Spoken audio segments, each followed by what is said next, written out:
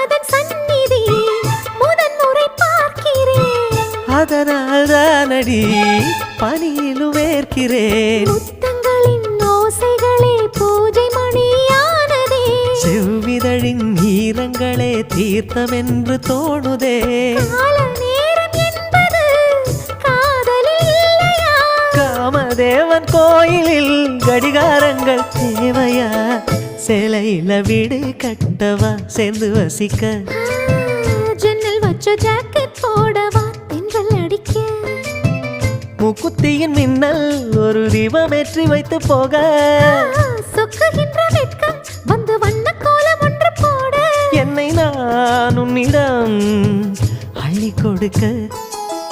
சேலையில வீடு கட்டவா சேர்ந்து வசிக்க? ஜன்னல் வச்ச ஜாக்கெட் போடவா